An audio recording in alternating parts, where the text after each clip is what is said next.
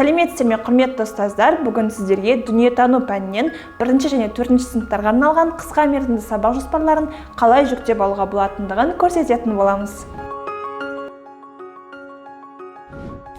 Ол үшін ең алдымен Яндекс немесе Google іздеу жүйелеріне ұстаз слегі деп жазыңыз.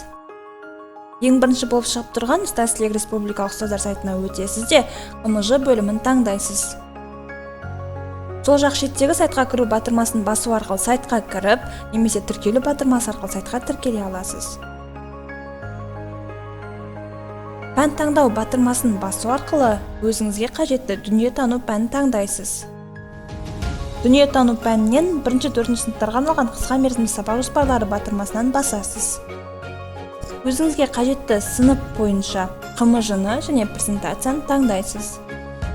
Жүктеу батырмасын басар кезде баланс бірден алынады.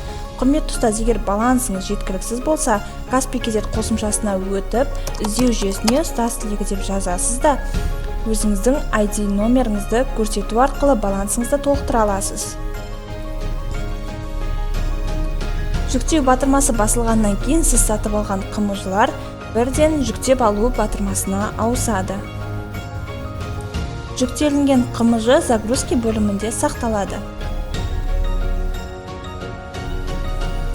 Құрметті ұстаздар, алдарыңызда 130 бұйрықтың 7 қосымшасына сәйкес келетін қымжы үлгісі.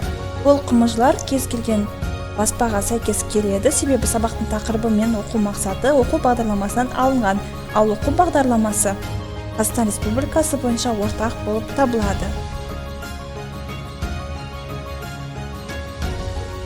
Сіздерге бәрі түсінікті болды деп ойлаймыз. Біздің мақсатымыз әр ұстаз өз уақытын үнемдеп, бар күшін оқушылардың білім беруіне жұмсауына мүмкіндік жасау. Дайын қымжыларды алып, қағазбастылықтан құтылыңыз. Әріптестеріңізге де айтуды ұмытпаңыз. Іске сәт!